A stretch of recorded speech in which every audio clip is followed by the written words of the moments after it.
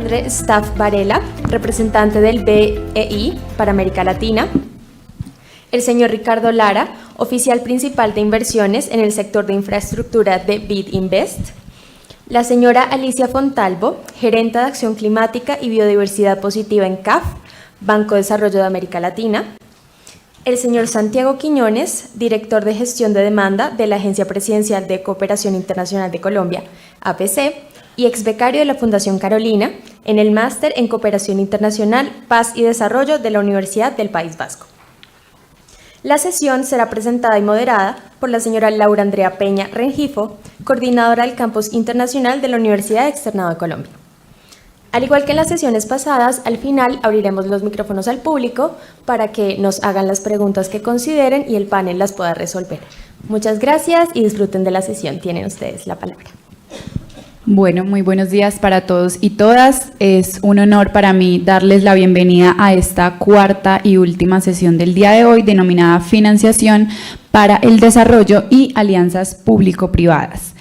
Esta sesión tratará sobre las relaciones euro-latinoamericanas en el marco de la dinámica y la temática principal del seminario Desarrollo en Transición, organizado por la Fundación Carolina. Como sabemos, la financiación es un pilar fundamental para impulsar el desarrollo sostenible en nuestros países. En este contexto, la iniciativa Global Gateway, así como los conceptos de financiación del desarrollo, finanzas sostenibles y los objetivos de desarrollo sostenible, especialmente el ODS número 17, se han convertido en ejes centrales de las agendas políticas y económicas a nivel global. Hoy contamos con un panel de expertos de primer nivel, provenientes de instituciones clave en el financiamiento del desarrollo, como el BEI para América Latina, el BID Invest, el CAF, Banco del Desarrollo para América Latina, y la Agencia Presidencial de Cooperación Internacional de Colombia, APC. Sus conocimientos y experiencias serán fundamentales y para analizar sobre todo las tendencias actuales y los desafíos que enfrentamos en la búsqueda de un desarrollo más inclusivo y sostenible. Entonces, voy a empezar por darle la bienvenida al doctor Alexandre Staff Varela. Voy a hablar un poco de su perfil. Alexandre concluyó su licenciatura en Economía en la Universidad Católica de Sao Paulo, Brasil, y complementó su formación educativa con una maestría en Política Pública y Desarrollo Humano en la Universidad de Maastricht, Países Bajos. Se incorporó al BEI en 2008 en el Departamento de Transacciones, Reestructuración y Seguimiento del Banco, donde se encargó de la supervisión de una amplia gama de proyectos europeos. En 2011 se trasladó al Departamento de Operaciones del Banco, donde fue responsable, entre otras cosas, de la creación, evaluación y firma de proyectos de América Latina. Actualmente es el jefe de la representación del BEI para América Latina. Alexandre, bienvenido, muchas gracias. Vamos ahora a darle la bienvenida, que nos acompaña de manera virtual, al doctor Ricardo Lara. Es el oficial principal de inversiones del sector de infraestructura del BID Invest. Ricardo ha trabajado, es ingeniero industrial de la Universidad de los Andes y tiene un MBA del INALDE Business School y hace parte del equipo Invest en la región andina de infraestructura y energía. Ha liderado múltiples financiamientos en proyectos de infraestructura y energía bajo estructuras de Project Finance, tanto bancarios como en el mercado de capitales. Con anterioridad a sus responsabilidades en BID Invest, se desempeñó como Head de Asesoría en Banca de Inversión en BBVA Colombia, Banker de Infraestructura en Itaú Colombia Corp Banca y Gerente de Participación Privada en Infraestructura en el Departamento Nacional de Planeación, entre otros. Una bienvenida, Alex, a Ricardo. Ahora continuamos con Alicia Fontalvo, que es gerente de Acción Climática y Biodiversidad del CAF, Banco de Desarrollo de América Latina. Alicia ha trabajado tanto en la Unión Europea como en organismos multilaterales a favor de modelos productivos que generen un crecimiento económico inclusivo y sostenible. Desde el Ministerio de Economía puso en marcha en España los primeros programas de conversión de deuda por desarrollo. Participó activamente en el ámbito de las reformas estructurales con la Unión Europea y ha desarrollado una carrera activa en el ámbito de la financiación climática con el Fondo Verde para el Clima e impactando los proyectos de clima en España. En el ámbito de comercio exterior ha impulsado la internacionalización de las infraestructuras y ha tenido responsabilidad directa en el proceso de transformación digital del ICEX. Y por último tenemos a Santiago Quiñones, directivo de la APC Colombia, con más de 14 años de experiencia en el campo de la cooperación internacional. Santiago Quiñones ha desempeñado funciones clave en organizaciones especializadas como las Naciones Unidas, como el Programa de Naciones Unidas para el Desarrollo y la Organización de las Naciones Unidas para la Alimentación y la Agricultura. Su experiencia abarca una amplia gama de temas, incluyendo gobernabilidad democrática, desarrollo humano, juventud, seguridad alimentaria y prevención de conflictos en construcción de paz. Santiago ha liderado y la implementación de fondos multiactor, demostrando su capacidad para fomentar la colaboración y el trabajo conjunto entre diversos actores internacionales. Una bienvenida a Alicia, una bienvenida a Santiago, muchas gracias a todos por acompañarnos y por supuesto también para Ricardo que nos acompaña de manera virtual. Vamos entonces a iniciar con el doctor Alexandre, específicamente hablando de la iniciativa Global Gateway. Esta iniciativa es una iniciativa de la Unión Europea que busca articular fondos de inversión y de apoyo al desarrollo vinculada con la obtención de recursos específicamente para que la cooperación de cada Estado de la Unión Europea pueda movilizar en temáticas de bancos de desarrollo y agendas de cooperación nacionales y además, sobre todo, pretende apalancar recursos y experiencia con el sector privado. En este sentido, doctor Alexandre, ¿cómo considera usted que ha evolucionado esta iniciativa de movilización de capital público, que también es un organismo multilateral y, por supuesto, de carácter privado en la región? Muchas gracias, Laura. Muchísimas gracias a la Fundación Carolina por la invitación. Es un placer poder hablar aquí con vosotros y dar un poco más de conocimiento a este gran desconocido que es el Global Gateway y mucha confusión que existe acerca de esta iniciativa europea. Yo entiendo que el Global Gateway en realidad es una evolución de lo que tenía como política la Unión y los Estados miembros hace un par de años cuando se lanzó lo que se llamaba Team Europe, que era la manera que encontró la Unión Europea de agregar los esfuerzos de cooperación de distintos países miembros, todo bajo un mismo sombrero que representaba la Unión Europea, o que representa, perdón, la Unión Europea. La idea es que la Unión Europea, con sus 27 Estados miembros, tiene distintos instrumentos de cooperación. Puede ser a través de banca, como está el BEI, está el KfW, está la FD, la Casa de Depósito y Préstiti, está la ESID, distintos organismos. Luego están también otras agencias como la GIZ, está el FONPRODE y hay una enormidad de instrumentos, pero cada uno actuaba de manera muy dispersa con sus objetivos, claramente, pero no había una sinergia.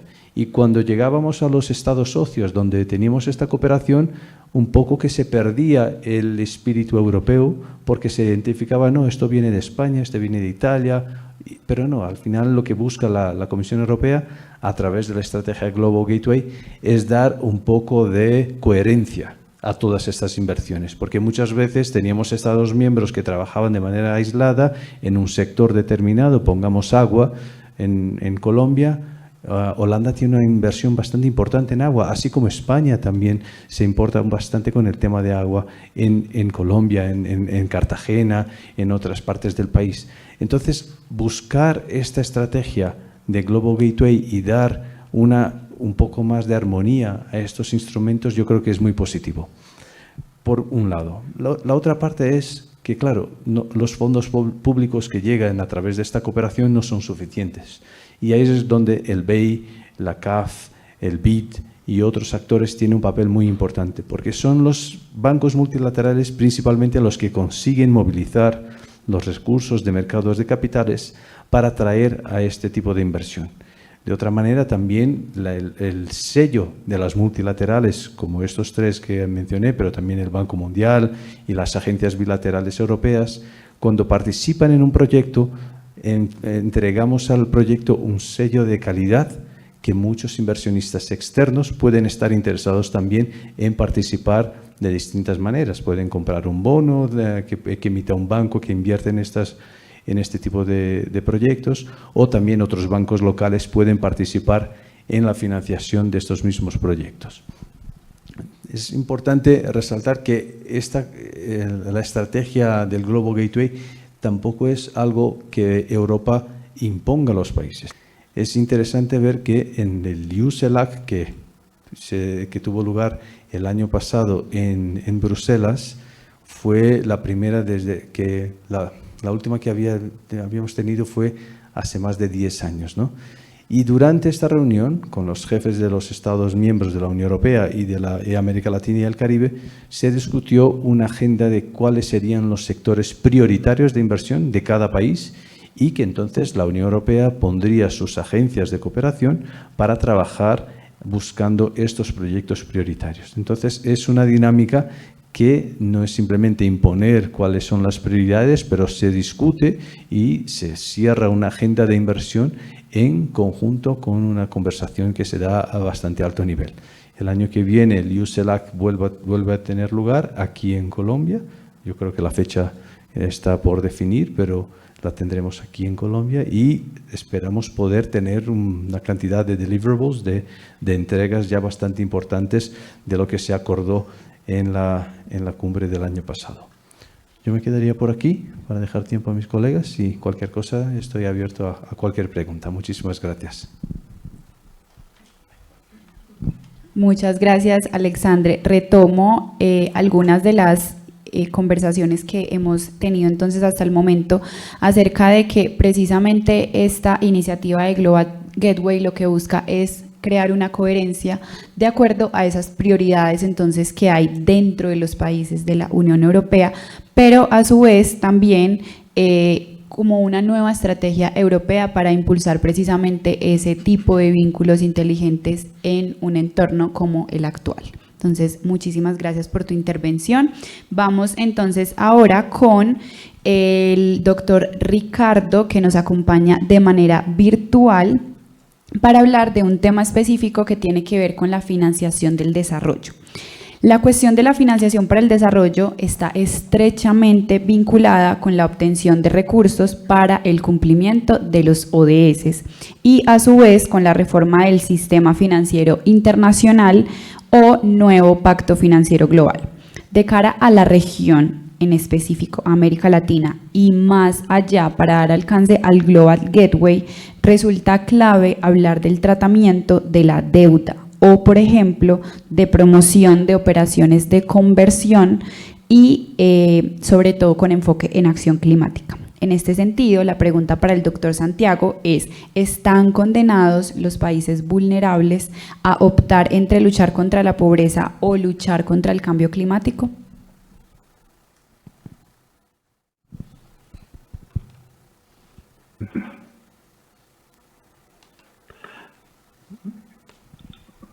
Creo que gracias. Antes de iniciar, muchísimas gracias por la invitación y excusas por no poder estar allá. Infortunadamente, con los bloqueos del día de hoy, me fue imposible acceder al lugar del evento. Bueno, en primera medida, yo creo que la respuesta es no necesariamente el financiamiento del desarrollo tiene que reñir con el perseguir los objetivos para mitigar la vulnerabilidad de eventos climáticos, ¿no? Si bien hay muchos desafíos, digamos particularmente en nuestra región, pues hay unas altas tasas de desigualdad, una alta vulnerabilidad de eventos climáticos extremos, que al final se traduce en importantes necesidades de financiamiento, que se contraponen con las restricciones a nivel fiscal que tienen muchos de los países de la región para afrontar las inversiones en desarrollo y proyectos climáticos. De otro lado, también hay, digamos, como acciones que se vienen tomando e innovaciones en materia financiera, ¿no? Un poco para dar una idea del desafío al que nos enfrentamos, de acuerdo con una publicación reciente sobre innovación financiera y cambio climático realizada por mis colegas del BID público desde el año 2013, el flujo de financiamiento climático en la región, en Latinoamérica y el Caribe, ha sido del orden de 20.000 millones de dólares anuales, mientras que se estima que la región necesita una inversión promedio cercana a los 180.000 millones de dólares por año para alcanzar las emisiones netas cero en 2050, como es la expectativa o la meta bajo el Acuerdo de París, ¿no? Solo un 22% de las metas regionales de los ODS, de acuerdo con un informe de este año de la CEPAL, se han podido proyectar, digamos, como metas que muestran horizontes de cumplimiento con las expectativas que hay para 2030. Es decir, hay un amplio rezago y persiste una brecha de movilización de recursos al financiamiento sostenible con las cifras que les daba anteriormente, ¿no? Muchos de los países enfrentan barreras de acceso al financiamiento y necesitan apoyo para acceder a nuevos inversionistas. Si bien hay una gran oportunidad en todo caso en términos de atraer nuevas inversiones, ¿no? Hoy en día más o menos menos del 4% del total de las inversiones que buscan generar un impacto positivo en cambio climático, desarrollo social, en ámbitos de género, diversidad e inclusión, está llegando a Latinoamérica, con lo cual, como decía, hay un amplio potencial para atraer gran parte de esas inversiones, ¿no? Entonces, para hacer frente a esos desafíos digamos, mecanismos, se necesitan como mecanismos financieros innovadores que promuevan infraestructura descarbonizada y resiliente al clima. La inversión privada, por supuesto, es vital para complementar los esfuerzos públicos por las restricciones fiscales que mencionaba antes. El apoyo de la banca multilateral es sin duda también muy relevante para comprometerse a buscar mecanismos financieros innovadores para potenciar la inversión, tanto del lado público como del lado privado, y ayudar, digamos, a encontrar esas nuevas oportunidades de financiamiento para sectores de bajo carbono y, digamos, aprovechando la biodiversidad que tiene la región, ¿no? Es decir, tenemos un gran potencial en términos de conservación de la biodiversidad para atraer todas esas inversiones que mencionaba que tienen interés por ese tipo de inversiones, ¿no? En ese sentido, los instrumentos temáticos juegan un papel muy importante. Los bonos temáticos, lo que se puede hacer del lado público por estas operaciones de conversión de deuda que tú mencionabas.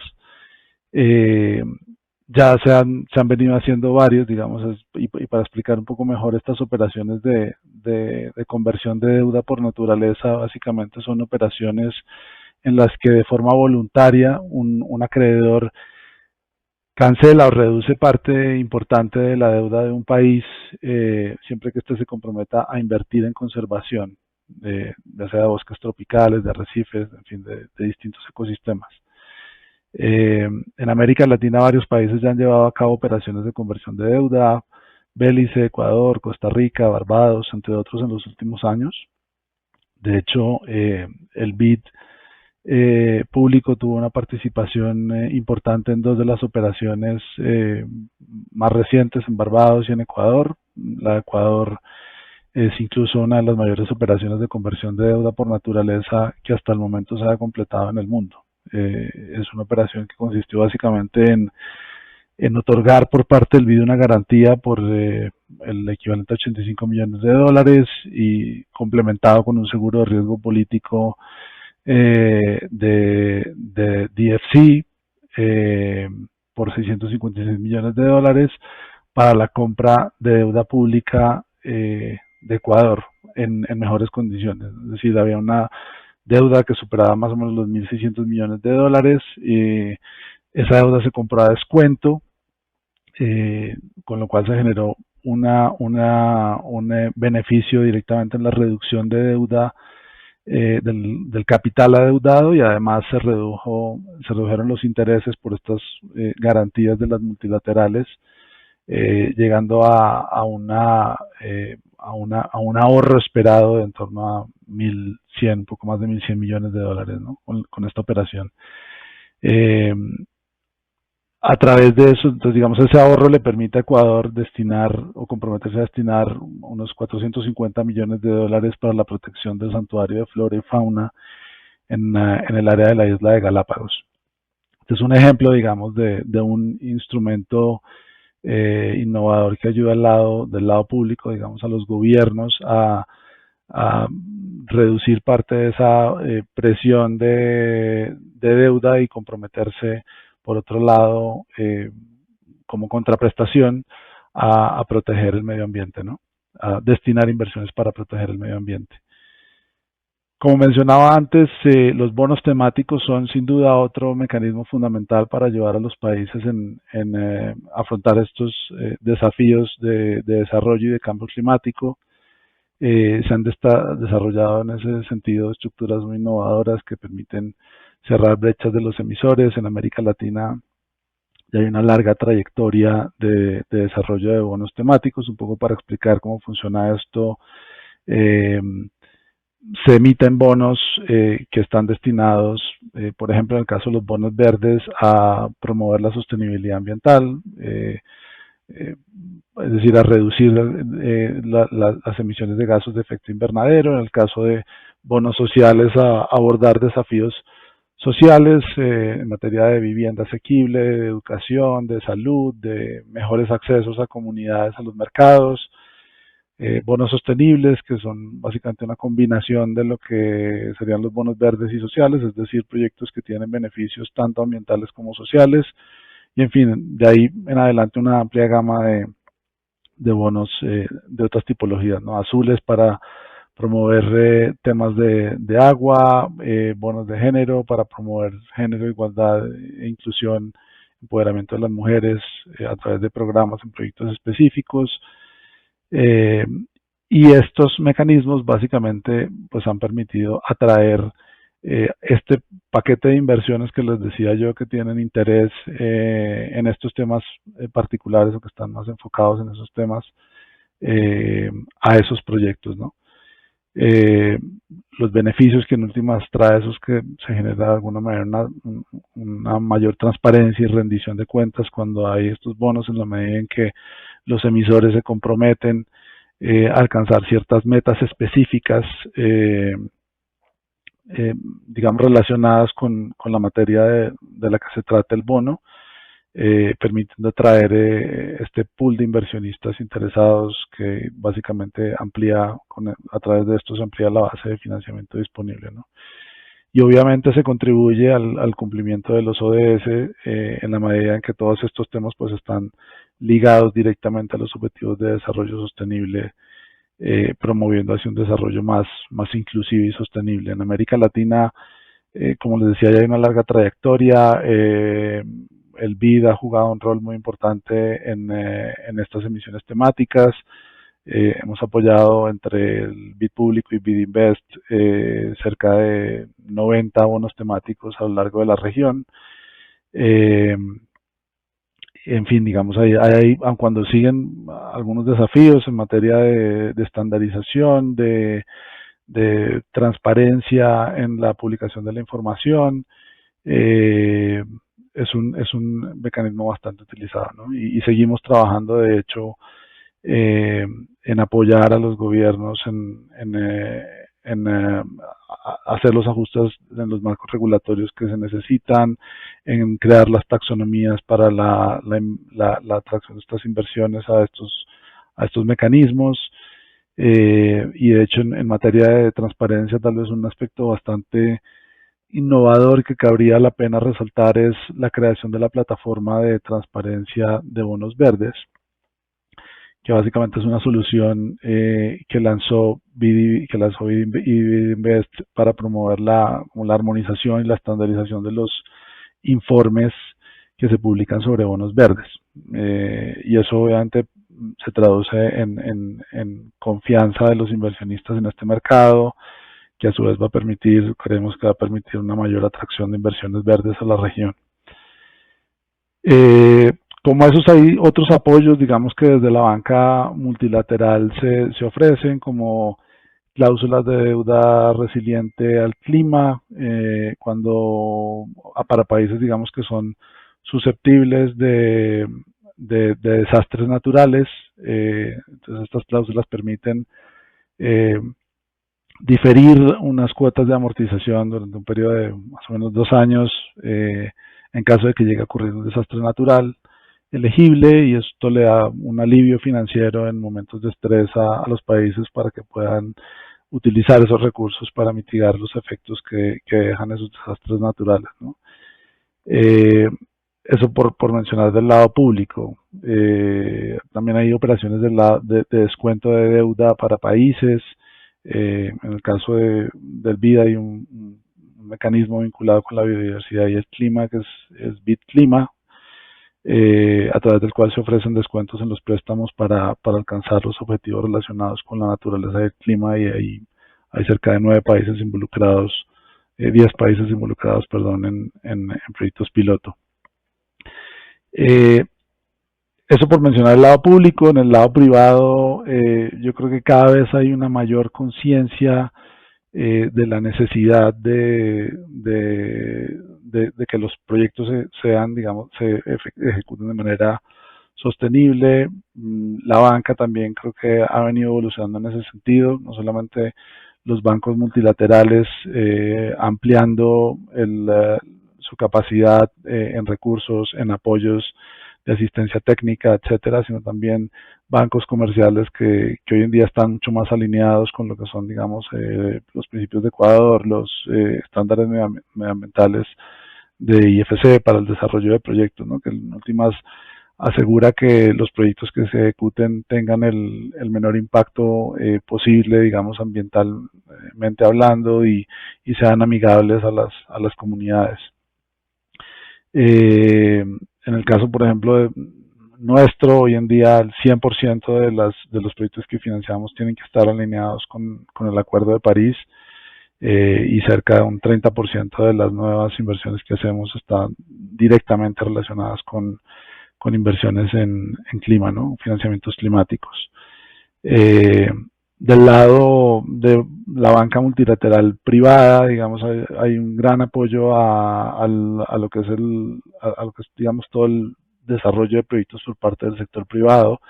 Ahí tenemos distintos mecanismos de apoyo, desde asistencias técnicas para la preparación de los proyectos, hasta, por supuesto, la financiación directamente de los proyectos, el apoyo para que se alcancen los objetivos trazados en materia de todo lo que tiene que ver con los aspectos medioambientales y sociales. Ayudamos a movilizar a otros actores para financiar los proyectos en la región. En determinados proyectos, digamos, que así lo requieren porque no son necesariamente rentables por sí solos, o tienen un riesgo de mercado específico que no está dispuesto a aceptar la banca comercial, jugamos un rol también muy relevante atrayendo fondos concesionales, por ejemplo, que son fondos blandos que se pueden subordinar al pago de la deuda senior y asumir algunos riesgos adicionales. Ofrecemos garantías para ayudar a hacer bancables los proyectos, ¿no? Entonces hay un amplio paquete, pero poco para resumir, yo creo que si bien existen estos retos que mencionaba al inicio, hay también una serie de soportes de la banca multilateral y un interés, digamos, de inversionistas en llegar a estos proyectos, y lo que hace falta de alguna manera es también trabajar en cómo canalizarlos, ¿no? Muchas gracias, Ricardo, por tu intervención. Creo que vamos viendo cómo de acuerdo a las intervenciones de cada uno de nuestros panelistas, va teniendo coherencia ese discurso que se tiene tanto desde la Unión Europea con la intervención del doctor Alexandre, pero también con lo que nos menciona Ricardo desde el BID y de todas esas iniciativas que precisamente permiten que eso que en un inicio nos estaba contando el doctor Alexandre, que esos fondos públicos a veces no son suficientes y que ahí es donde precisamente cobra relevancia entidades como el BID, que todas estas iniciativas existan y por supuesto se implementen y se fortalezcan cada vez más para regiones como América Latina. En esa misma consonancia de sentido de la financiación para el desarrollo, vamos a hablar ahora de financiación sostenible. Y en ese sentido vamos a mencionar que este tipo de finanzas, por supuesto, engloban aspectos económicos y financieros como la rentabilidad, riesgo, liquidez, pero asimismo, por supuesto, incorporan una dimensión sostenible. Esto busca alentar estrategias financieras que, por supuesto, se adecúen a los objetivos de desarrollo sostenible y a los criterios que allí se incorporan, dentro de los criterios ASG, ambientales, sociales y de gobierno corporativo. De este modo, se puede generar un modelo en el que las finanzas no solamente se van a centrar en esas variables financieras a corto plazo, sino también, por supuesto, en ese impacto ambiental de largo plazo. Entonces, la pregunta para la doctora Alicia es: ¿qué instrumentos de cooperación financiera se están impulsando en los bancos de desarrollo en este sentido? Tenía una presentación, no sé quién la pasa. Hola, sí, tenía una presentación, pero como no la veo me levanto, me disculpan y así además hablo de pie. Sí, mucho de lo que yo iba a contar lo han dicho mis colegas, pero quería centrarme un poco en la dificultad que a veces existe desde las instituciones para movilizar financiación climática o realmente asegurar que el impacto de lo que hacemos en materia ambiental es el correcto. Voy a hablar un poquito de CAF para los que no la conozcan y luego pues cómo nosotros trabajamos para incorporar precisamente todas las consideraciones climáticas en nuestra propia acción. Por favor. Es que si yo pudiera pasarla para ir más rápido, porque sé que el tiempo a veces... Estos somos nosotros. Bueno, CAF es un banco multilateral que opera en América Latina y el Caribe. A diferencia de otras instituciones donde hay accionistas de países desarrollados y de países en desarrollo, de países receptores, en CAF, principalmente, nuestros accionistas son los países de América Latina y el Caribe. Además, hemos pasado de tener 5 países en el año 70, ahora son 21 países accionistas. Y de estos países, solo 2 son países de la Unión Europea, España y Portugal, pero el resto son países de la región. ¿Por qué esto es importante? Porque al final los accionistas son los mismos que reciben los créditos y, por tanto, hay un sentido de propiedad muy grande en CAF que hace que nuestras políticas tengan especialmente consideraciones muy adaptadas a las necesidades de los países y eso a veces pues, supone también una cierta tensión desde el punto de vista de la sostenibilidad financiera de la institución. Pasemos entonces, por favor. Algunos son compromisos que hemos hecho en materia ambiental y en materia pues, un poco de financiación al desarrollo. Me voy a centrar en que nos hemos comprometido a que el 40% de nuestra financiación esté destinada a proyectos verdes. Esto en el año 2026.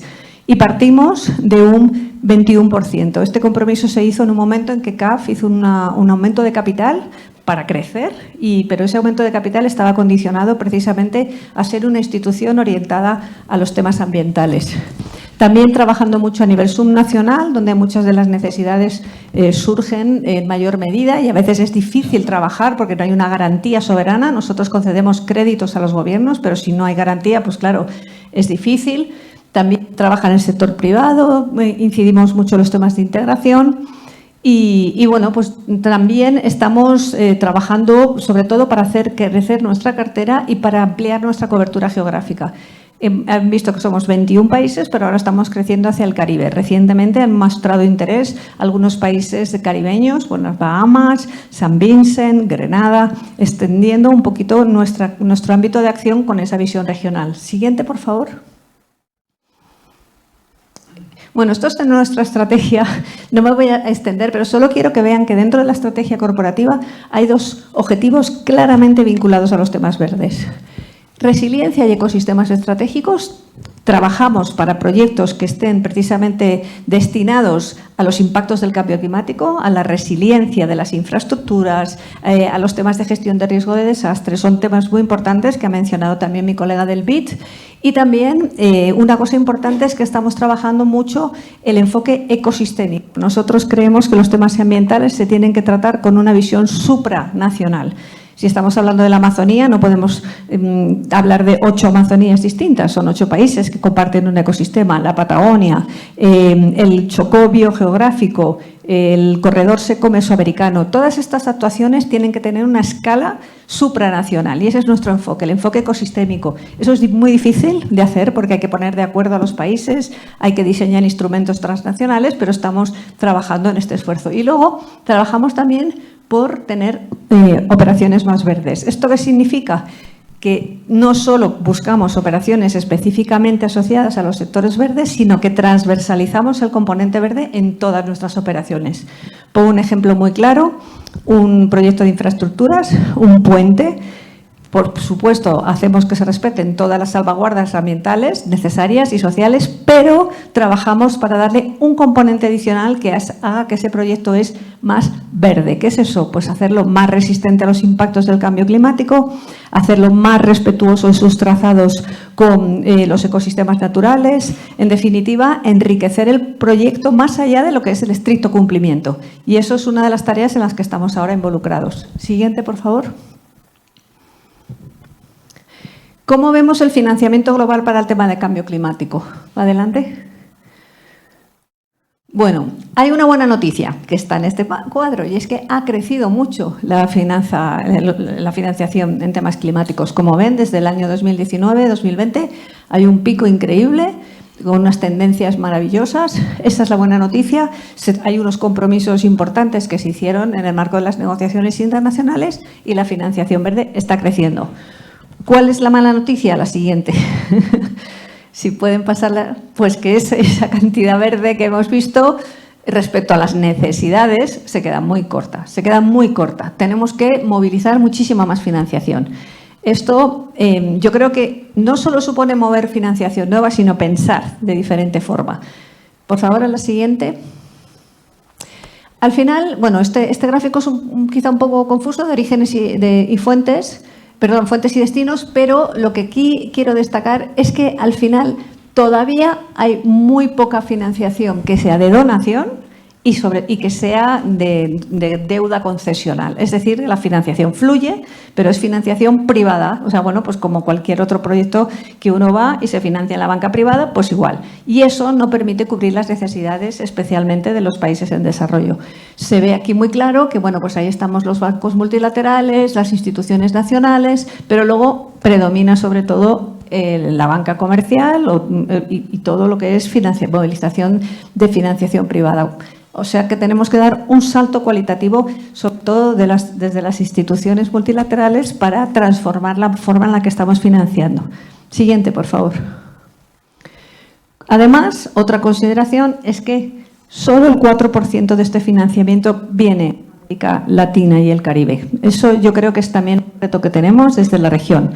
Aumentar los flujos de financiación climática hacia la región. Todavía no se moviliza suficiente y hay unas necesidades enormes, desde luego en mitigación, en transformar los modelos energéticos, pero sobre todo, y eso es algo que nosotros trabajamos mucho, en adaptación, porque América Latina y el Caribe es una de las regiones más vulnerables a los impactos del cambio climático y también, por supuesto, a los temas relacionados con la protección, uso sostenible, restauración de la biodiversidad. Siguiente. Pero yo quiero incidir en esto que es nuestro enfoque. Se ha hablado de instrumentos financieros innovadores, pero al final sigue habiendo un problema y es que la capacidad de endeudamiento de los países es muy pequeña. O sea, ahora mismo, por mucho que pongamos mucha concesionalidad, es que los países estamos ahogados, o sea, no hay tanto margen. Entonces, ¿qué hacer?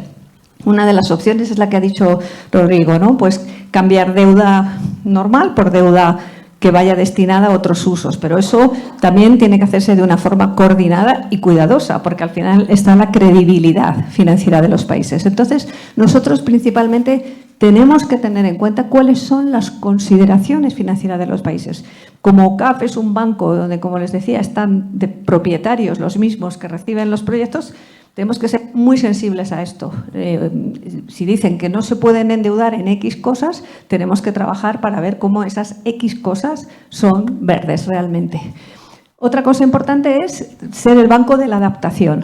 Mitigación es importante, pero los flujos que hay principalmente son para mitigación, temas de energías renovables, temas de, principalmente eso, de movilidad sostenible, y eso es muy importante, pero falta dinero para adaptación y para biodiversidad, que es el tercero de los temas. Creemos que hay que trabajar de manera muy conjunta clima y biodiversidad. Se tienden a hacer mundos separados y, desde luego, están absolutamente vinculadas. Si no hay una biodiversidad adecuada, pues los impactos del cambio climático son peores, mayores, y se genera un efecto pernicioso, un círculo vicioso de peor biodiversidad. Y esto afecta no solo a nivel regional y local, sino a nivel global. Sí, por favor. Nosotros entonces hemos hecho un compromiso en la Agenda Verde, el que voy a decir, que creo que puede resumir un poco cómo las instituciones multilaterales deberíamos trabajar, ¿no? Primero, tener en cuenta los desafíos de la región. Somos un banco de la región y, por tanto, eso es una prioridad. Vincular clima y biodiversidad, inseparables. Trabajar en la adaptación. No hay recursos para la adaptación.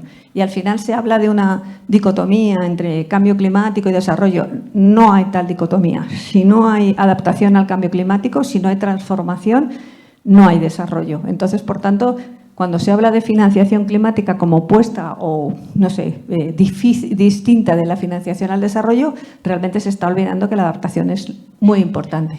Dar valor a los ecosistemas. Ahora con la COP que tenemos en Cali, aquí en Colombia, ese tema yo creo que se va a hablar mucho. Cómo dar valor a los ecosistemas y cómo hacer que ese valor se reconozca desde el punto de vista de la movilización de recursos financieros.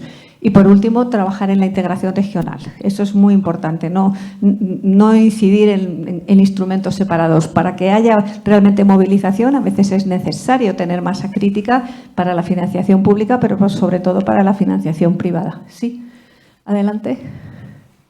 En definitiva, nosotros hemos hecho unos objetivos que, bueno, aquí se resumen, pero creo que el más importante es el tener un 40% de financiación verde. También estamos comprometiendo recursos para adaptación y, bueno, como en el caso del BID, estamos alineando todas nuestras operaciones con el Acuerdo de París. Es decir, todo lo que hacemos tiene que ser consistente con los objetivos de mitigación, adaptación al cambio climático, y eso supone pues un trabajo a veces complejo de adaptar los proyectos a que tengan una mayor calidad. No es solo porque el acuerdo lo dice, sino porque creemos que eso hará que los proyectos generen un mejor desarrollo. Siguiente.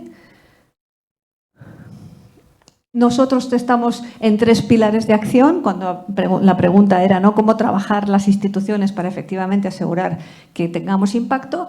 El primero es financiar operaciones más verdes, lógicamente respetando todas las salvaguardas ambientales y sociales, pero, como les decía, transversalizando el componente verde en toda la cartera, trabajando de la mano con el ejecutivo que lleva el proyecto de agua. Pues ahí estamos nosotros, en particular mi equipo. Mira, pues tienes que tener esta tecnología, tienes que tratar de que se involucre pues esta otra ciudad, o sea, hacer, digamos, todo lo necesario para que el proyecto no solo cumpla los objetivos prioritarios que tiene de abastecimiento de agua o saneamiento, sino que sea consistente con un desarrollo más sostenible a futuro, ¿no? Mayor perdurabilidad, entre otras cosas. El segundo, incrementar el flujo de recursos verdes. Ese es un objetivo importante y, por tanto, con instrumentos innovadores, como se ha mencionado, trabajar apoyando el tema de canje de deuda, bonos verdes, nuevos instrumentos que se están viendo ahora, que son los certificados de biodiversidad, es decir, crear una unidad que pudiera ser incluso comercializable en un futuro, asociada a la mejora de la biodiversidad. Lo mismo que sucede con los créditos de carbono. Es complicado, pero estamos trabajando en eso. Y, por supuesto, también un tema importante, que es la sostenibilidad de nuestras propias actuaciones, ¿no? Yo ayer estaba viendo el nivel de emisiones de los viajes de la gente que trabaja en CAF, ¿no? Nosotros somos una institución muy distribuida, tiene una sede absolutamente distribuida, como 800 personas, pero por toda la región. Eso nos obliga a viajar constantemente, pero cuando me enseñaron el impacto de estos viajes sobre las emisiones, pues realmente me asusté. Digo, bueno, aquí tenemos que también ser coherentes en la interna, ¿no? Y muchas veces todas esas cosas pues supone un cambio de mentalidad importante. Bueno, pues hay que hacerlo. Siguiente, y creo que ya estoy terminando. Bueno, esto es simplemente para dar una idea de que lo verde es todo, es transición energética, es agua, es infraestructura también, infraestructura digital, etcétera. Y tenemos recursos de cooperación técnica para ayudar a preparar proyectos. De lo que se trata también, lo comentaba Rodrigo, es de tener proyectos bancables, es decir, proyectos que se puedan financiar, que puedan recuperar la inversión, no solo dar dinero, sino realmente demostrar que ese dinero tiene un impacto y que hay un proyecto sostenible detrás, sobre todo en el caso del sector privado. Siguiente. Tenemos también instrumentos que premian cuando hay indicadores de sostenibilidad que se cumplen. Hemos dado recientemente un crédito en México de $300 millones que está vinculado al cumplimiento de unos KPIs. En el momento en que se verifica el cumplimiento de esos KPIs, se aplica una reducción en las tasas de interés. Este tipo de instrumentos por resultados son pues cosas que todas las instituciones vamos implantando para generar incentivos, pero obviamente pues hay siempre que tener mucho cuidado para hacer un seguimiento robusto y asegurar que lo que estamos realmente financiando pues tiene el impacto que queremos. Sí, por favor, siguiente. Esta es la operación de México que les decía. Sí, siguiente. En los recursos es importante, tenemos que trabajar juntas todas las instituciones. Global Gateway es una de las iniciativas que existe para que todos nos movamos en la misma dirección. Yo veo que Global Gateway se podría enriquecer mucho en la materia ambiental, hay muchos proyectos, pero realmente en temas a lo mejor asociados a la biodiversidad no hay tantos. Eso demuestra que todavía hay un camino por recorrer. Siguiente, por favor. Y trabajar pues en asociación. Se habla de la movilización de financiación pública y privada, trabajar con los fondos verdes que existen, el Fondo para el Medio Ambiente Mundial, el Fondo Verde del Clima. Hay mucho instrumento y mucho financiador, todas las agencias que se han comentado también, y tenemos que ir de la mano, tenemos que ir juntos y a veces pues eso no es fácil, es complicado. Bueno, los que trabajan con nosotros lo saben, seguro que piensan que somos todos muy complicados, pero y viceversa, ¿no? Entonces, ese trabajo de coordinación es necesario, no es sencillo, pero creo que estamos avanzando en la buena dirección. Y nada más, pues me parece, bueno, simplemente pase a ver por favor, y ya termino. Sí, esto es los recursos de verdes, y adapta a la siguiente, por favor, que no quiero extenderme para tomar tanto tiempo. El comportamiento sostenible a la interna. Yo creo que eso es muy importante en todas las organizaciones. Y al final lo que uno hace hacia afuera pues tiene que hacerlo hacia adentro también, y a veces es quizá el reto más complicado. Pues muchísimas gracias, creo que con esto acabo ya. Alicia, muchísimas gracias por tu intervención. Creo que cobra especial relevancia y coherencia precisamente con las intervenciones de los dos panelistas anteriores, y quiero resaltar puntualmente algo que tú mencionabas, que era dar valor a los ecosistemas. Esto precisamente se conversa mucho con lo que nos estaba mencionando el doctor Ricardo de reconocer ese potencial en términos de la conservación de la diversidad que tienen los países de América Latina. Entonces aquí vamos, digamos, como que a medida que vamos conversando con todos nuestros panelistas, viendo cómo desde sus distintas esferas y desde los distintos enfoques de trabajo y organizaciones a las que en este momento pertenecen, vamos tomando como esos insights que nos permiten hacer una conversación de este tipo, que precisamente a lo que nos lleva es a la acción. Y a que precisamente, por ejemplo, con Global Gateway, que tú también lo mencionas, que es una de esas iniciativas que nos permite trabajar en asociación. Entonces, muchas gracias por tu intervención. Y por último, le voy a dar la palabra al doctor Santiago Quiñones, director de gestión de demanda de la Agencia Presidencial de Cooperación en Colombia, precisamente porque vamos a hablar de un punto bastante relevante con esto último que mencioné, que es trabajar en asociación, que es en relación al ODS 17, que es ese ODS que nos habla de las alianzas para el logro de los objetivos. En este sentido, resulta indispensable recurrir a alianzas que sean público-privadas para lograr el objetivo de los ODS. En términos financieros, los mecanismos de financiación, tanto combinados o mixtos, en los que se moviliza capital público y privado hacia mercados emergentes, es uno de los ejemplos. Ahora bien, la pregunta es, ¿se está construyendo realmente una cultura de confianza mutua entre el sector público y privado? Y si hay progresos frente a esto o se mantienen vigentes los recelos. Gracias. Muchas gracias, buenos días todavía y qué placer estar con este panel de lujo y por supuesto agradecer a la Fundación Carolina. Yo hoy estoy aquí con dos sombreros, con el sombrero del APC, pero también con el sombrero de ex becario de la Fundación Carolina, que hace 14 años me dio la oportunidad de acceder a una beca y es por eso que estoy aquí. Así que directora, muchas gracias y por supuesto a todos los que hacen posible la Fundación. Y yo creo que tu pregunta, Laura, yo me atrevo a reflejarla un poquito en la misma configuración de este panel porque estamos un poco en ese trabajo de tender puentes y de construir un lenguaje común entre lo público y lo privado, que no es un debate nuevo, por supuesto, es un debate muy viejo, pero en el marco de la agenda de desarrollo, si yo como agencia presidencial de cooperación que está invertida, digamos, en avanzar en una agenda de desarrollo que nos impone el Plan Nacional de Desarrollo en Colombia, quiero que el BEI venga, yo necesito que el jefazo del BEI entienda lo que yo quiero y él de alguna manera tiene que entender lo que nosotros como socios demandamos. Y entonces esa es la conversación en la que estamos y creo que la cooperación al desarrollo se presta como una herramienta muy útil para tender puentes y construir confianza, sobre todo. Y la respuesta rápida a la pregunta es que sí hay avances. Yo creo que sí hay avances, hay muchos avances, hay muchos retos, ya un poco voy a ahondar un poquito en eso, pero mira, si yo pudiese como mencionar algunos avances, yo creo que hay unos marcos habilitantes claros que nos permiten trabajar. Los mismos ODS, el ODS 17, por supuesto. Hay marcos globales como el Global Gateway, por ejemplo, que tiene sus detractores también, ¿no? Y ese es un debate muy interesante que también lo damos acá. Y hay marcos país. Nuestros socios naturales desde la Agencia Presidencial de Cooperación son los bilaterales y los multilaterales. Y en ese gran universo, pues tú vas a encontrar que desde lo bilateral, USAID, Suecia, Suiza, Canadá, etcétera, todos tienen un marco habilitante como cooperantes para trabajar con el sector privado. Y esa es una herramienta muy importante que nos permite avanzar.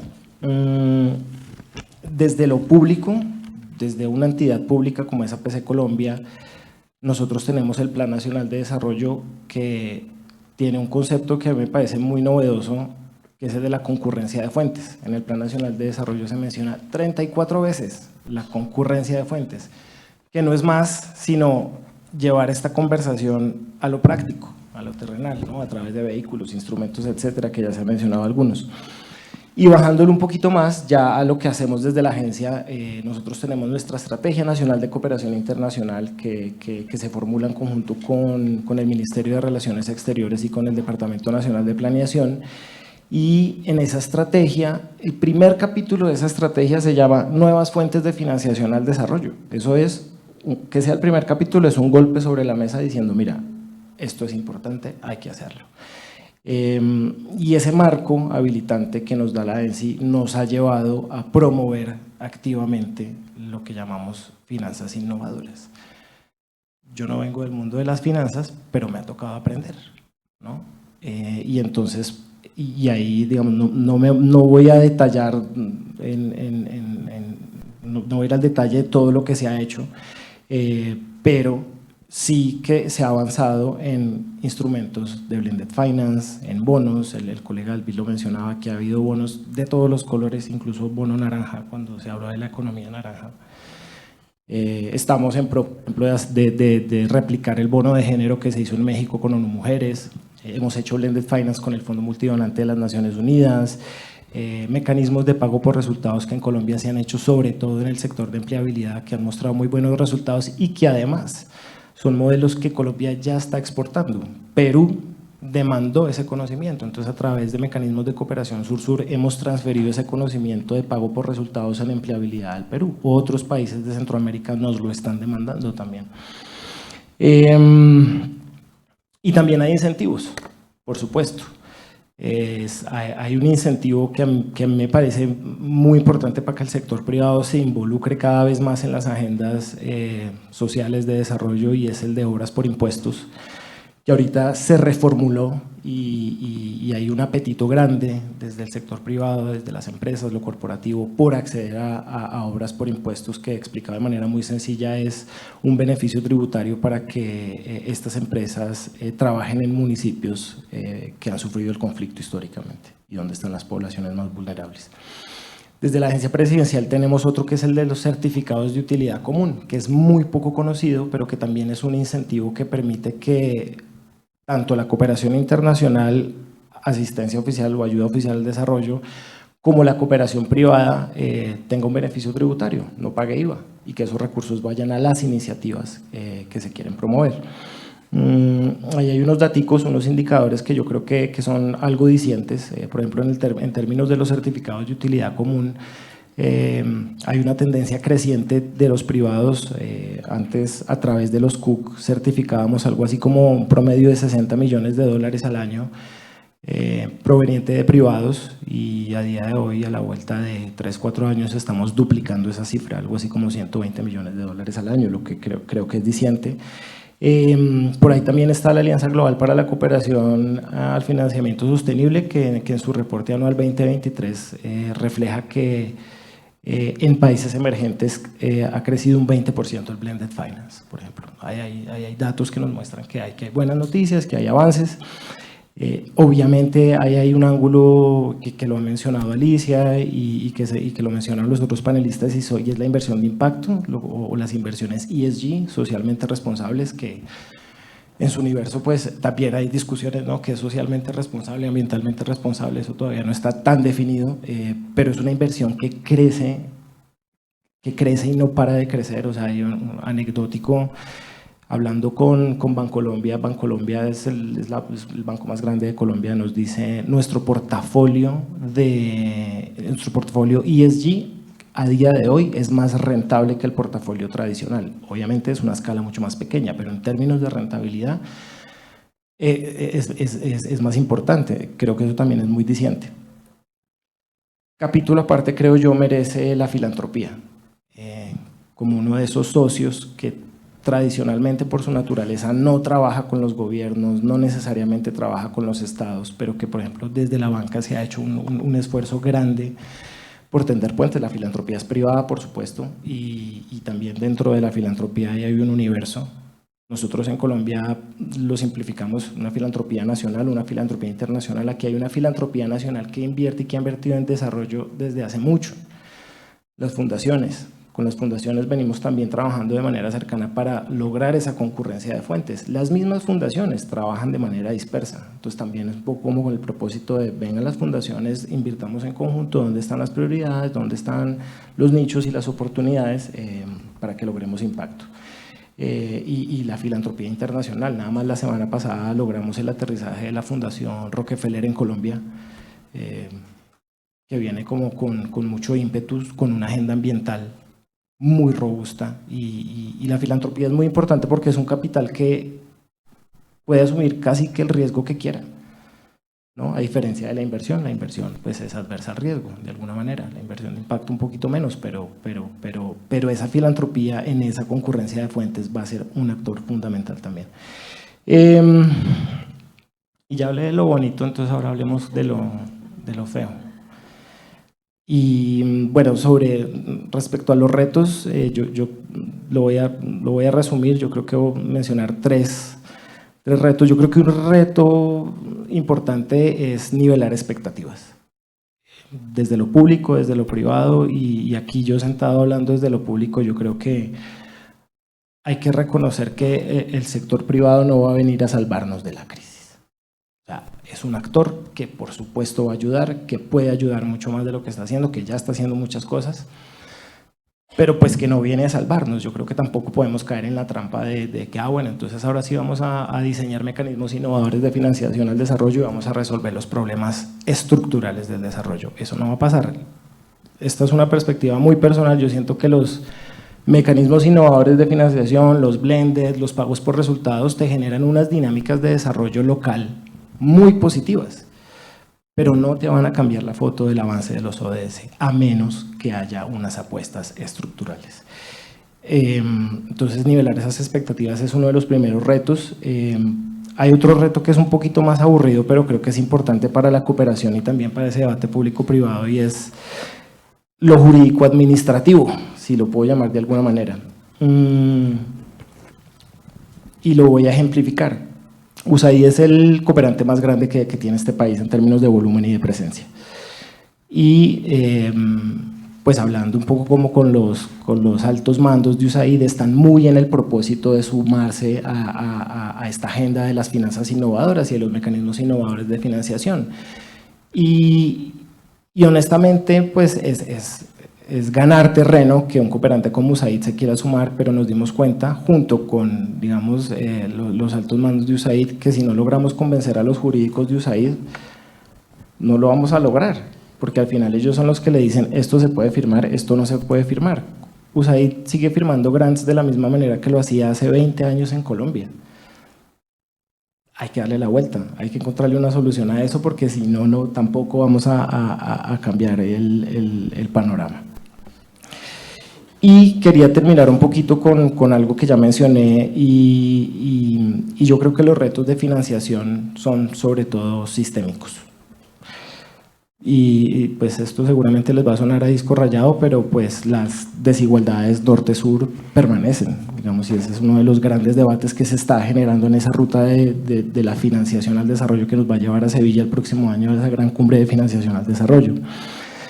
Y ahí hay tres temas que creo que ya se han mencionado, pero quisiera puntualizar. Uno es la necesidad imperante de reformar el sistema financiero internacional. Ahí hay un bloque de países que han venido impulsando ese debate, esa discusión, con retos, por supuesto, porque hay actores que siguen un poco bloqueando la agenda, pero bueno, se sigue intentando.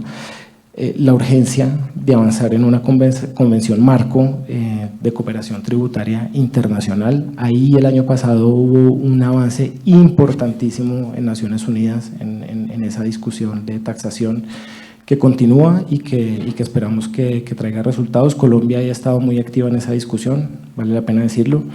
Y algo que Alicia mencionaba, que es esa apremiante necesidad que la agenda de clima y naturaleza, por un lado, que se junten, no tener dos cumbres distintas, una cumbre de biodiversidad y otra de clima, pues porque eso no tiene ningún sentido.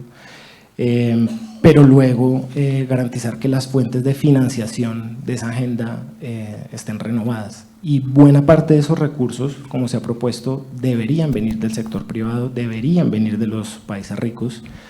Está el concepto de bienes públicos globales, bienes públicos regionales, inversión pública global. Si Colombia va a cuidar su parte del Amazonas, alguien tiene que pagar por eso, y ese es el debate. El Congo, Indonesia, si van a cuidar sus reservas, pues alguien tiene que pagar por eso. A mí me gusta mucho el concepto de inversión pública global, porque ese concepto dice que todos ponen, todos se benefician, todos ponen en la medida que pueden, ¿no? Y ese es otro debate que también tenemos con los cooperantes, con los AOD, porque los AOD también lo manifiestan abiertamente. Se nos pide hacer más con menos. La cooperación al desarrollo no crece, la AOD no crece, crece un poquito, pero no mucho. Y sobre todo se está reinvirtiendo mucho en los propios países DAC. Y a ellos les piden pues que ahora también tengan una agenda de naturaleza robusta, entonces pues tienen que invertir en naturaleza, tienen que invertir en igualdad de género, tienen que invertir en un montón de portafolios que no es suficiente, y Alicia lo mostraba muy claramente.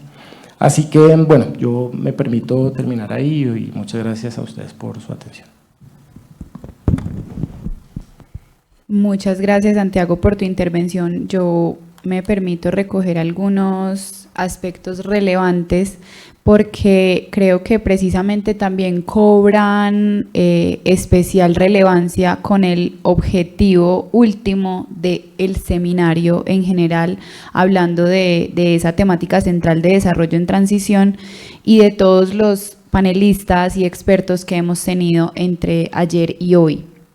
Me llamó mucho la atención lo que mencionaste de estamos hablando de unas realidades y de unos retos que ya hemos logrado superar, pero también cuáles son los retos actuales que todavía permanecen, que no nos pueden permitir desconocer esa realidad de las desigualdades, de las particularidades de cada país, como también lo mencionó en la sesión anterior la profesora Marta Ardila, porque también esto nos hace también reconocer la realidad y la estructura de cada uno de nuestros países.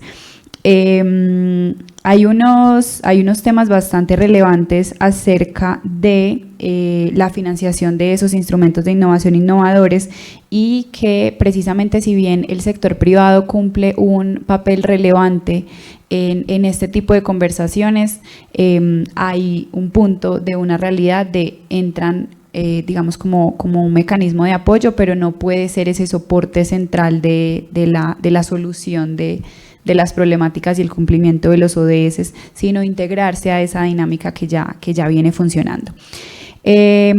Yo quiero también aprovechar para recoger a nivel general lo que hablamos con todos los panelistas, y es que sí o sí tenemos que hablar de una sinergia entre las iniciativas, porque dentro de cada uno de los abordajes que tuvimos el día de hoy, hablamos de diferentes iniciativas, de diferentes proyectos, de diferentes estrategias y por supuesto lo que nos ha permitido lograr, pero también es importante cómo esto se articula a que se pueda hacer la medición y articulación de los ODS dentro de cada una de nuestras regiones. El rol que tienen sin duda las instituciones financieras, estamos hablando de que precisamente no solamente es el sector público, sino que hay unas instituciones financieras que nos ayudan a tener un papel clave en la movilización de recursos y la importancia de la promoción de prácticas sostenibles y de cómo alientan a que precisamente a través de estas prácticas se logre mayor financiación. La importancia de las alianzas público-privadas también, por supuesto, como herramienta fundamental para que esos recursos públicos puedan ser aprovechados de manera eficiente y con un componente de innovación desde el sector privado.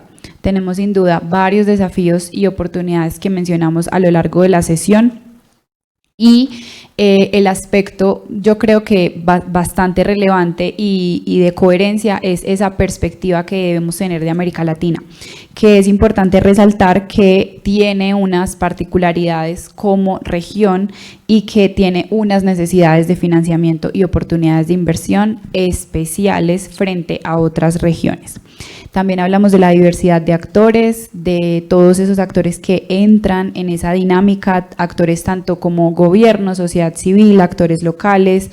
También aquí es importante poner en la conversación, por supuesto, a la academia, el sector privado, digamos que tiene un componente especial de participación, pero también la academia entra a apoyar bastante dentro de estas iniciativas. Y por último, y no menos importante, cómo estas iniciativas nos permiten también a través de modelos como lo que nos mencionó Santiago de cooperación sur-sur hacer transferencia de conocimiento para que se impulse también a través de estos mecanismos ese crecimiento de la región y que al final se logre mucho más ese componente inicial que mencioné, que es la sinergia entre iniciativas. Tenemos tiempo para unas preguntas. Y nos hicieron una pregunta a través de nuestro chat en vivo y es, quiero preguntar cuáles son las estrategias específicas para la financiación de iniciativas en el sector educación y cómo podemos diversificarlas. La pregunta la hace Juan Sebastián González Bravo.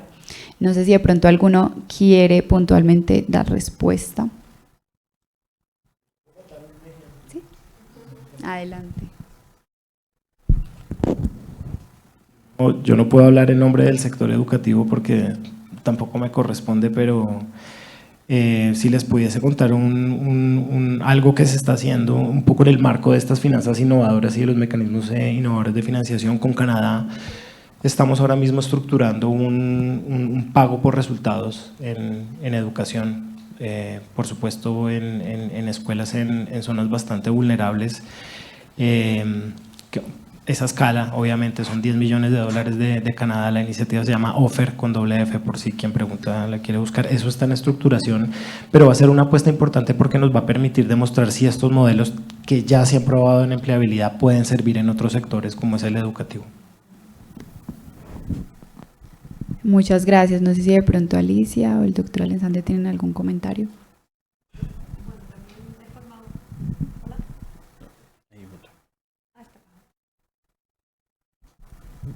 Solo mencionar, por ejemplo, cuando uno piensa educación es verde, que eso es un reto que nosotros tenemos, ¿no? ¿Cómo hacer verdes los proyectos de educación?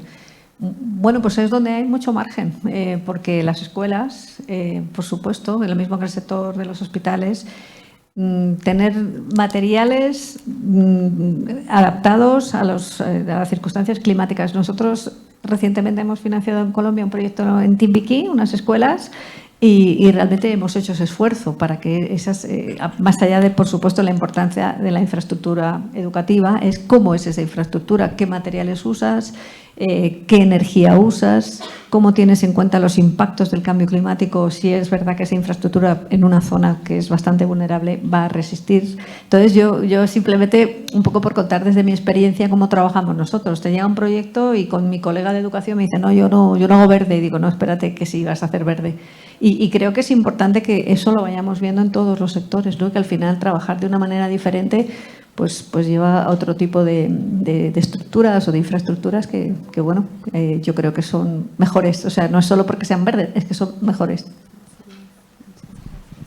Bueno, muchas gracias. Sí, tenemos una pregunta de la directora acá.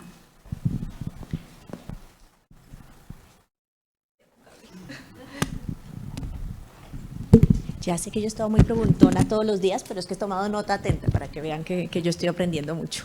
Bien, dos cosas que me gustaría. Una, la primera es que yo creo que hay un buen momento, y que me confirmen tanto Alicia como Ricardo.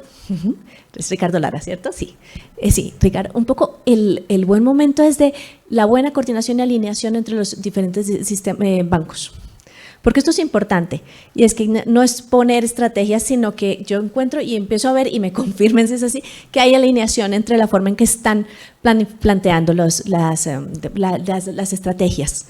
Y obviamente si esto está extensible al Banco Mundial y por supuesto al Banco Interamericano, al Banco Europeo. Otra cosa muy puntual, que sí es directamente dirigida al Banco Europeo, es una de las dificultades que nosotros encontramos cuando hablamos de Global Gateway. Que escribimos sobre Global Gateway. El año pasado la Fundación publicó un estudio sobre escenarios en los cuales el Global Gateway podría tener un mayor impacto en el crecimiento del Producto Interno Bruto en América Latina, en cuáles eran los escenarios más positivos, ¿no? Para que ese impacto se diera y en qué regiones podría tener más impacto. Pero nos damos cuenta que hay un déficit en la comprensión de las empresas y la integración de las empresas latinoamericanas en el Global Gateway. Lo conocemos mucho en Europa, hablamos mucho en Europa, pero las empresas latinoamericanas no tienen ese mismo nivel de conocimiento y no lo ven como la oportunidad que es. Entonces, de pronto, ¿cuál es la estrategia? Porque es que en este panel a mí me machaca el tema de lo privado. Es súper importante el tema de la financiación privada. El cuadro que ponía Alicia sobre el porcentaje de recursos públicos y privados que se destinaban a financiación de este tipo de proyectos verdes era brutal. Como en Estados Unidos la mayor parte privado y en África prácticamente nada. Entonces ahí yo creo que los equilibrios van por ahí. Y eso me lleva a la última pregunta, que es para ti y justamente para Colombia. Es, cuando yo trabajo, y como soy binacional, entonces cuando yo trabajo en Europa estoy acostumbrada a trabajar con un músculo público muy fuerte. Entonces, todo el sistema de cooperación, estamos entre nosotros los de siempre, ¿no? Los bancos, la cooperación europea, la alemana, la francesa, la ESI, pero no vemos a las fundaciones privadas dentro del mismo paquete. Esta es la ventaja, esta es una de las cosas curiosas de la Fundación Carolina, que es público-privada. Y nosotros sí tenemos que lidiar con esa parte de la filantropía, pero eso es muy raro en Europa. porque el músculo público ha sido muy potente. Cuando vengo a Colombia me pasa al contrario. Fundación La Alquería, Fundación Santander, Fundación no sé quién, y los proyectos los manejamos. Entonces son dos lógicas distintas en las que trabajamos en una fundación con 2 sedes, trabajan 2 lógicas distintas porque ese músculo filantrópico es aquí mucho más potente, lo cual es muy bueno porque tienes una vinculación buena del sector privado en objetivos de desarrollo, pero por otro lado el tema que tú decías de la alineación y de la coordinación se me hace complicadísimo. Entonces quería que entraras por ahí porque yo creo que ese es un déficit que tenemos grave en Europa, porque aquí lo tienen mejor resuelto por necesidad también. Gracias. Bueno, no sé si quieren ustedes primero responder. Bueno, sobre lo de la filantropía, que de verdad es algo que también es nuevo, pues no es nuevo en Colombia, porque como les contaba, pues la filantropía, sobre todo nacional, lleva invirtiendo mucho tiempo en desarrollo y en regiones apartadas o regiones vulnerables. Pero digamos, nosotros, un poquito el diagnóstico que nos da, y eso es una ventaja grande que tenemos aquí, es que tenemos datos. Entonces aquí hay una cosa que se llama el Observatorio de Inversión Social Privada. El Observatorio de Inversión Social Privada, que por cierto lo cofinancia USAID también, o sea, un cooperante, te saca datos de la inversión privada, por ejemplo en municipios PEDET. Y eso a nosotros nos ayuda mucho porque nos permite hacer esos cruces de dónde está invirtiendo la inversión social privada en esos municipios, dónde está invirtiendo la cooperación y dónde están las prioridades de gobierno y dónde van a estar o están las grandes inversiones del Estado. Y al hacer esos cruces de datos que son pues realmente sencillos, levantar la data no es sencillo porque hubo que haber una construcción de confianza grande con la filantropía y con las empresas para que compartieran esa información. Y luego los cruces ya son sencillos, pues te permite identificar oportunidades y creo que ese es un camino ganado y en el cual seguimos trabajando. Hay algo que está clarísimo y que lo mencionabas, directora, y es la dispersión. Y así como la cooperación, pues la filantropía también es dispersa, ¿no? Y aquí ha habido una iniciativa, se llama la AFE, la Asociación no me escapan las siglas, pero bueno, agremia a las fundaciones y un poco pues trata como de coordinar acciones que no es nada sencillo. Nosotros estamos un poco con la intención y la posibilidad, estamos promoviendo lo que se llamaría una política de filantropía, que digamos no es consorte de la APC Colombia formular una política, pero identificamos que hay pocos países que lo tienen y uno de ellos es Irlanda. Irlanda tiene una política de filantropía, entonces estamos en diálogos con la Embajada de Irlanda aquí en Colombia, pues para ver si de alguna manera ese ejemplo nos sirve y lo podemos replicar para que pues haya desde el policy una apuesta porque haya una filantropía más coordinada. Yo siempre que me siento con filantropía les digo, mira, yo entiendo que la filantropía no trabaje con los estados y los gobiernos, está en su ADN casi. Y nosotros no tenemos la intención de poner el palo en la rueda, queremos es saber dónde están invirtiendo, cuáles son sus intereses y buscar esos match para que logremos mayor impacto. Bueno, yo voy a contestar la de la coordinación y dejo a mi colega la difícil. No, la coordinación entre instituciones. Yo creo que se ha avanzado muchísimo, pero todavía queda mucho camino por recorrer. Iniciativas como, por ejemplo, ahora el G20, con la presidencia de Brasil, en materia de financiación climática, se está haciendo un esfuerzo enorme para que no haya coordinación, que cada uno busque efectivamente dónde puede tener más impacto, cómo podemos en instrumentos, como se ha mencionado antes, el canje de deuda, la operación de Ecuador. Ahí estuvimos involucradas varias instituciones. Y pienso que es una exigencia súper legítima de los países que reciben financiación multilateral, ¿no? Que muchas veces me vienen estos y bueno, pues creo que hay una conciencia clara de que no podemos derrochar recursos, sino utilizarlos de manera eficiente todos. También iniciativas como el Acuerdo de París, yo creo que también que es pues precisamente para que todos no estemos alineados en un mismo esfuerzo, son muy, muy claras. Me gustaría hacer un comentario respecto a la filantropía. Creo que es importantísimo, pero también me parece importante que la filantropía en muchos se canalice, pues por ejemplo a través de instituciones multilaterales, porque yo creo que todos estos temas que estamos hablando de salvaguardas ambientales y sociales, requisitos jurídicos, has mencionado, administrativos, claro, es verdad que la filantropía se mueve con otra libertad, ¿no? Entonces hay muchas veces que es necesario que todos digamos, bueno, está bien que financien las fundaciones, pero algunas, dentro de las fundaciones hay unas y hay otras. Entonces, creo que es bueno también que se pongan un poco las mismas pautas, no porque haya una legítima competencia, que no es eso, sino para asegurar que los flujos financieros pues efectivamente siguen todos los requisitos necesarios para asegurar el impacto, el tema ambiental, el tema social, que bueno, al final en la filantropía el tema ambiental y social es clave, ¿no? Pero tenemos que entre todos asegurar que se cumplen los estándares.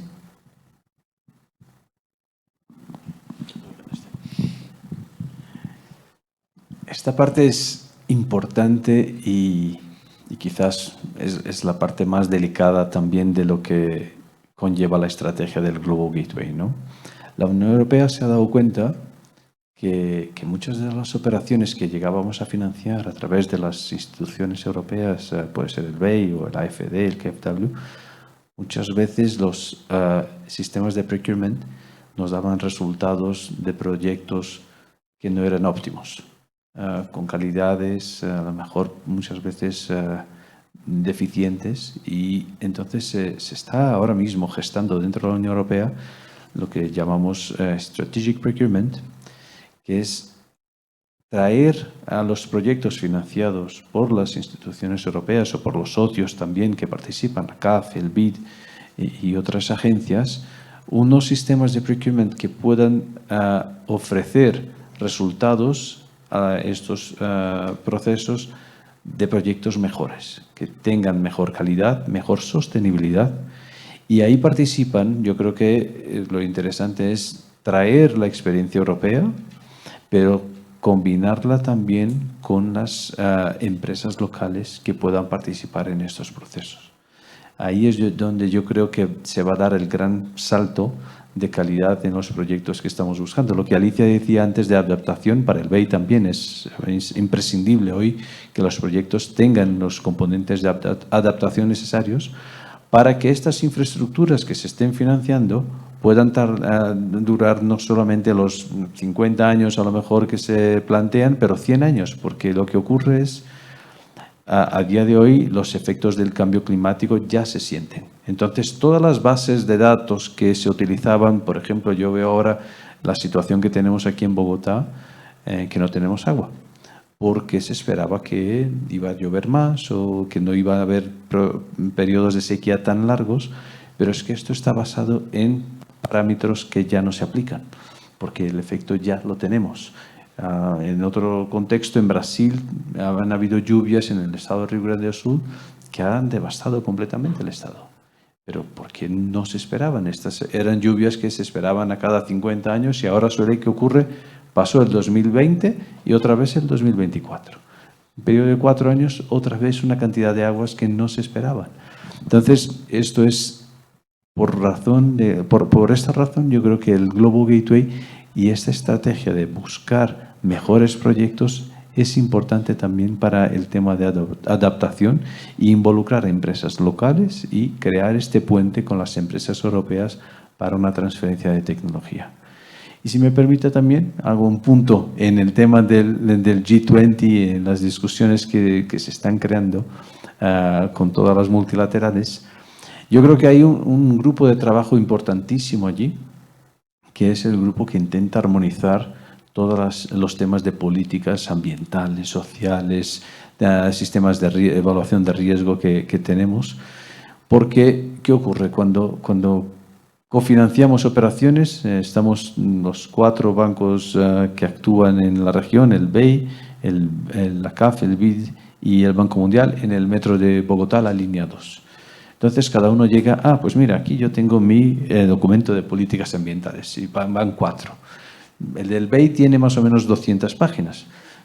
Si ponemos que todos tienen 200 páginas, son 800, ¿no? Y en realidad coincidimos en tantas cosas que yo creo que es un esfuerzo muy pequeño identificar exactamente cuáles son todos los criterios y armonizarlos, y a lo mejor tener un único documento de 250 páginas, yo creo que se va a agradecer ¿no? Entonces, yo creo que esta es parte de esta estrategia también dentro del G20, que se está buscando armonizar estos sistemas para dar velocidad, porque lo que no podemos es todavía seguir en proyectos que tardan 3, 4, 5 años. Pero si logramos que todo esto esté consolidado y que estas instituciones que tienen objetivos muy, muy similares y no exactamente iguales, esto puede avanzar y tener proyectos muchísimo más rápidos e implementaciones más eficientes.